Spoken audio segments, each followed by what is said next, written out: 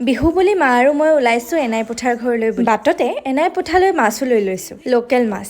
এয়া একদম জীয়াই আছে। এইখন আমাৰ এনাই পুঠাৰ ঘৰ।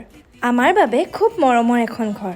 মায়ে আহিয়ে পুঠাই ক'ত দুখ পালে, ক'ত তেওঁৰ গাত ঘা লাগিলে এইবিলাকৰ খবৰ লৈছেহি। তাৰ পাছতে চিধাই সোমালেগৈ বাৰীত শাক বুটলিবলৈ বুলি। এইফালে আকৌ মাহীয়ে আমালৈ বুলি তৰাপাতত দিয়া পিঠা বনাইছে।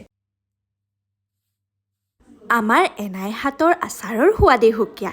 তালৈ গ'লে মানে আমি ভাতৰ লগত এনাই হাতৰ আচাৰ খামেই খাম। পুঠাই ডাঙৰ জীয়েকে বনাই অনা পিঠাৰ সোৱাদ লৈছে। ইফালে আকৌ মাজে মাজে মই তেখেতক জোকায়ো আছোঁ। তাৰ পাছতে আমি খালোঁ মাহীয়ে বনোৱা এয়া তৰাপাতত দিয়া পিঠা। ইমান টেষ্টি আছিল খাবলৈ। পুঠাই এনাই ইজনে সিজনক মৰমতে খুৱায়ো দিছে। উভতি অহাৰ আগত পুঠাৰ লগত বিহু বুলি এপাক নাচিও দিলোঁ। এনাইও নাচিছিলে এপাক, পিছে ভিডিঅ' কৰিবলৈহে নহ'ল। শেষত মামীৰ হাতৰ ভাত সাজ খাই ঘৰলৈ বুলি আহিলোঁ।